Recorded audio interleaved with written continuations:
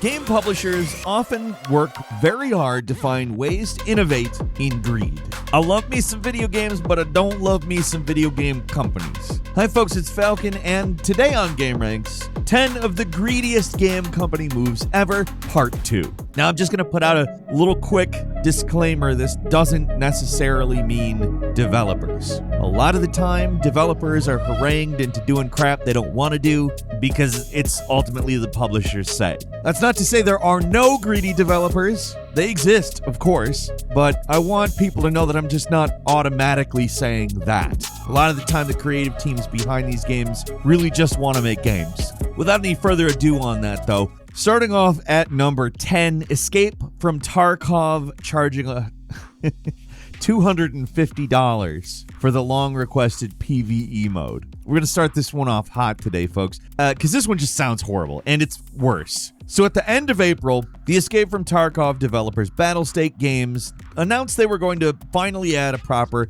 co-op mode to the game. Yay! It's not free, though. If you want to access the new mode, then you have to buy the absurdly overpriced The Unheard Edition, which is, seriously, I am not making this up, $250. I would like to call this the Unheard Of Edition. But what's included in it? There's got to be stuff other than just this mode, right? Sure, you get a variety of pay-to-win crap like expanded pockets, additional equipment, and resource space for your stash, and also free access to all subsequent DLCs. Free access for $250. The last one stands out because Tarkov previously sold the $150 Edge of Darkness edition, which also promised free access to all future DLC. That edition of the game mysteriously vanished from Tarkov's storefront, and guess what Edge of Darkness owners aren't getting? That's right, it's the PvE mode. So just to be clear, I gave that warning that says it's not always devs, there's often a company above them. That's not the case here. The Tarkov devs aren't just selling some extremely overpriced version of their game, they're also taking back the promise of free DLC for people who bought the slightly less overpriced edition of their game in the past.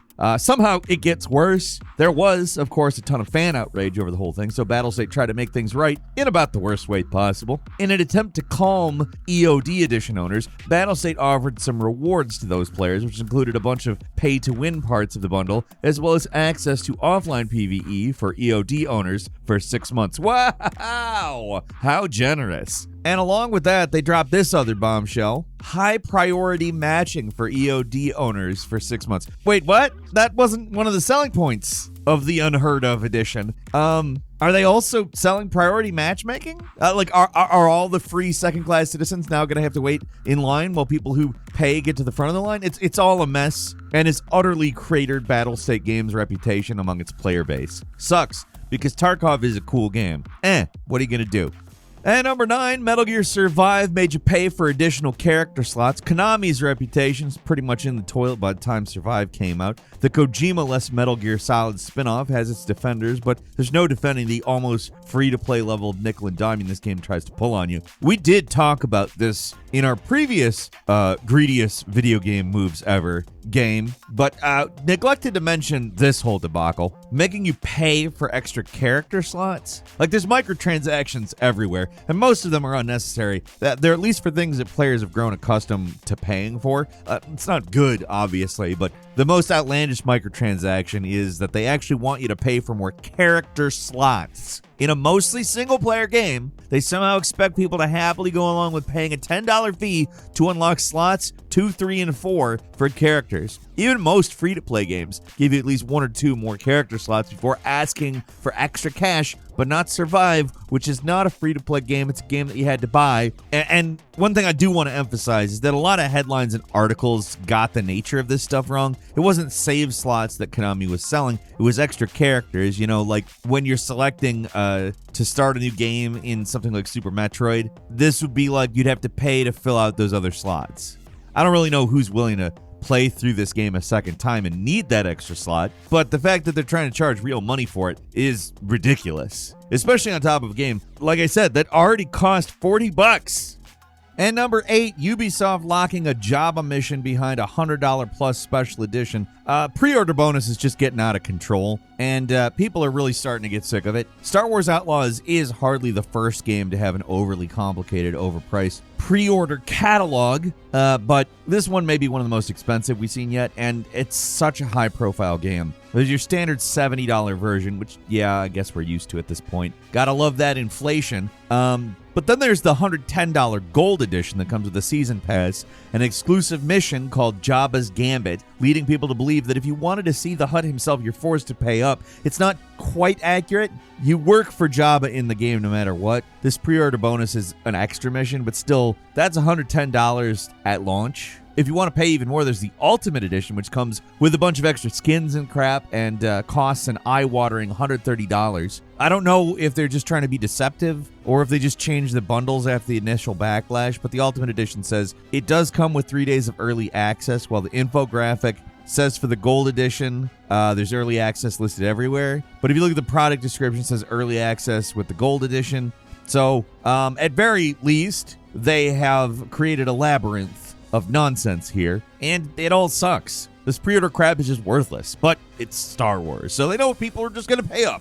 And number 7, EA charging $360 for a One-Winged Angel Death Box. Apex Legends has had microtransaction problems for a while now, but they're not getting any better. In fact, they are getting worse. Just recently, there's a crossover event with Final Fantasy VII where they pulled their usual antics, but bumped up the price. Normally, they do this thing where you have to unlock so many cosmetics, usually around 24, and you get access to this mythic rarity item that they've got dangling in front of your face. This thing can be obtained randomly, but it might as well not be in the rotation because the chances of getting it are very close to zero. And even then, that's not always the case. Sometimes these mythic items are just gone for good. Normally, if you wanted to unlock these event heirlooms, it costs around $160, give or take how many crafting materials you have. As somebody who hasn't seriously played Apex in a while, those numbers are pretty ridiculous. It's all digital crap that's effectively worthless. Yet they're still somehow getting away with charging more than $100 for this junk. With the Final Fantasy VII crossover, again, it's worse. Now, if you want to unlock the rarest item, which is the One-Winged Angel Death Box, you got to get 36 total cosmetics, which is going to cost around $360.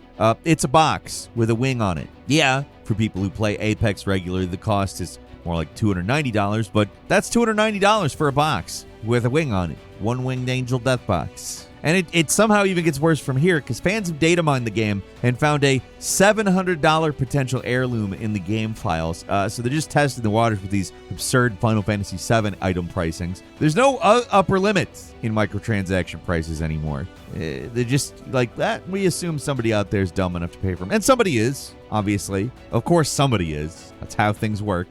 And number 6, Razer sold $100 face masks that don't really do anything. It's corporate greed at its most idiotic. Back in 2021, at the height of the pandemic, Razer revealed these frankly ridiculous-looking Zephyr face masks, which they claim use N95 grade filters. They charge $100 for them. They were planning a more expensive $150 version called the Zephyr Pro, but they didn't do anything. They were not N95 makes. They never submitted them for testing. They're incapable of doing the one thing you'd buy them to do. Razer continued to sell them as actual face masks, only they stopped advertising as N95 when they were called out on it. All the time, they tried to claim these masks were not medical devices, respirators, etc., but the advertising was already out there. We know they were lying, and just recently the FTC fined them over it. Razer made about $1 million selling these things, but the FTC forced them to pay around $1.1 million for misrepresentation. In comparison to a lot of these bigger companies, $1 million is kind of a drop in the bucket, but the whole product was so blatantly worthless and greedy, it does earn a spot on this list. And number 5, the Diablo 3 Real Money Auction House. Diablo 3 launched with an in-game auction house. There were 2 different versions of it, one in which you could use in-game currency to buy things, another which saw items trade hands using real-world cash. The Real Money Auction House, or ARMA, was one of Blizzard's biggest, most noticeable backfires, and while they made plenty more mistakes in the past few years, the first greedy move was perhaps their worst. The thing about the auction house is that many people look back at it fondly for some reason, because some of them actually managed to make a lot of money relatively easily. A lot of players were willing to pay frankly ludicrous prices to get the gear they wanted. I'm talking hundreds of dollars for a single piece of gear. Of course, Blizzard got their cut of every sale, and at least for a little while, it made them a lot of money at the expense of the game. But because any loot could be bought and sold, they made items rarer, which turned the game into a barren wasteland full of dull gray loot. That didn't mean players weren't getting loot, just that buying the best equipment on the auction house was the main way to do it, and well, that broke balance on the game pretty quick because it made the rarest and best items too easy to get. Basically, the auction house made Diablo 3 a worse game that catered to the worst impulses of its player base, all because Blizzard wanted their cut from the Diablo 2 black market. At least they eventually reversed course and removed the auction house from the game completely. It's a rare outcome for this kind of a move. Usually the greed only gets worse, but it was a hell of a backlash. And number 4, Nexon lies to players about item rarities. If you want to hear stories of greed, look no further than Nexon and MapleStory. If you don't know, MapleStory is literally the first game to include loot box mechanics, and they were called gachapon tickets back then. These guys are the innovators, the undisputed masters of game industry greed. For over a decade, players have suspected the game about lying about the drop rates of certain items, but it was never 100% proven, at least until early 2024, when Nexon was fined an unprecedented $8.9 million by the Korea Fair Trade Commission for this exact practice. The game advertised chances that were never possible for certain gacha boxes, while making certain cubes, which allowed players to upgrade their equipment, nearly impossible to get. Back in 2011, they released a statement straight up denying they were changing probabilities, so yeah, Nexon was 100% without a shadow of a doubt lying. They were lying about drop rates on their loot boxes, and they were lying to players' faces when players accused them of this stuff. It's some of the most shameless greed I've ever seen, just straight up stealing from their customers, and in the end, it was probably worth it. They got fined, yes, $11 million in total, but they made far more in profit. Those fines are just the cost of doing business when intentionally deceiving your customers is part of what you do. And number 3 is Star Citizen's $48,000 JPEG. Unless through some miracle Star Citizen actually manages to come out at some point, it's hard not to look at the hard numbers and conclude this game's one of the biggest scams of all time in the gaming industry. $644 million raised from crowdfunding, pre-orders, and ships. The game was meant to come out in 2014. That's 10 years ago, and it is still nowhere even close to done. They claim that the spin-off, Squadron 42, is basically done, and then they post updates about how they're making random changes to it. Features keep getting smaller, the scope of the game keeps looking more and more unrealistic, with the big money donors starting to get cold feet. It's possible the game may finally get pushed out the door in the next year or two and called finished, regardless of how complete it actually is.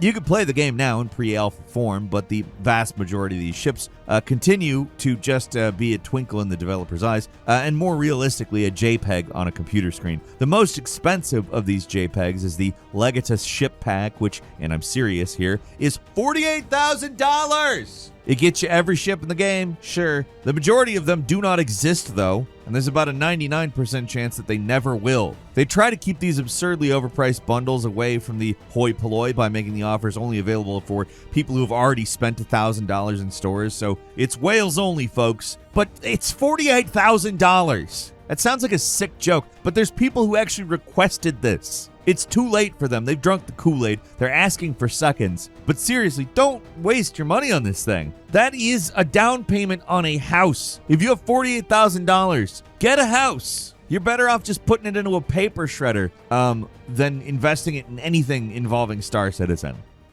And number 2 is Nintendo's price-fixing campaign. Nintendo is a company that's well known for its fiscal responsibility. They pay their employees well. They're relentlessly frugal with their spending. Their CEOs aren't even absurdly overpaid. On paper, it sounds like the ideal company. That doesn't mean they are not without their dark side. There have been multiple occasions where Nintendo's been accused of engaging in price fixing, famously in 1991 and again in 2002 in Europe. So they probably didn't learn their lesson the first time around. Maybe not so much even the second time around. We don't know. What do I mean by price fixing? It means Nintendo used their dominant position in the games industry to dictate terms to retailers. Back in 1991, multiple retailers said that Nintendo outright forced them to sell the NES at retail price, and if they attempted to lower that price at all, they would just cut the store off completely. One retailer was threatened for just trying to cut the price by 6 cents. 6 pennies. 3 times 2, like nearly no money whatsoever. Even back then,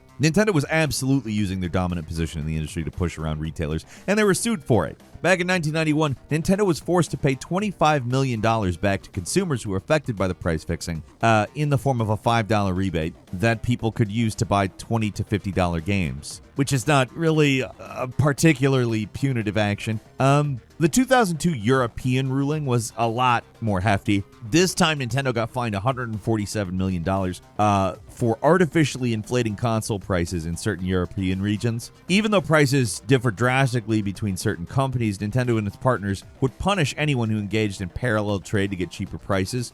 Both times, Nintendo fully well knew what they were doing. They knew they were, at very least, bending, possibly breaking financial law to better serve their bottom line, and they acted anyway. Nintendo was, and still is, an extremely wealthy company. They don't need to be engaging in sketchy, underhanded tactics, but apparently just couldn't help themselves.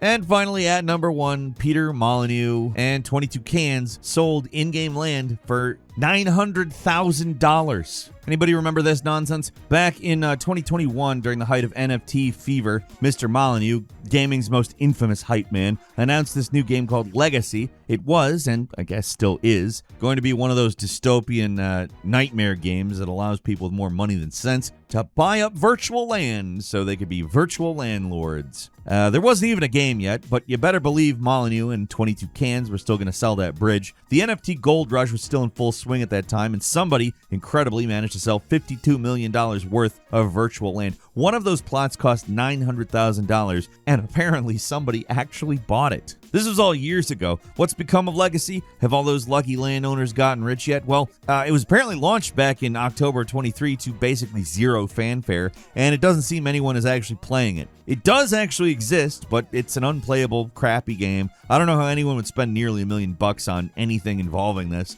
because from all accounts, it's as dead as a doornail with a rapidly dwindling player base made up mostly of desperate bag holders. I'd feel bad for the fools who gave this guy money, but after the abysmal goddess and, basically everything this man has ever said being, at best, massive exaggerations and at most outrageous lies, anybody who lost money on this probably should have known better. I do have a bonus for you, and it is, of course, Unity wanting to charge a runtime fee. We've covered this one to death, but gotta at least mention it here. This whole fiasco was a stupid, short-sighted, greedy as hell move. You probably remember it. It was fairly recent. Last year, Unity, the game development software company, came out of nowhere with this proposed runtime fee, which would charge game makers 20 cents per install of their games after an arbitrary threshold. That's not 20 cents every time somebody buys it. It's 20 cents every time someone installs it. And it was meant to apply retroactively. It was a stunningly stupid decision that was motivated entirely by greed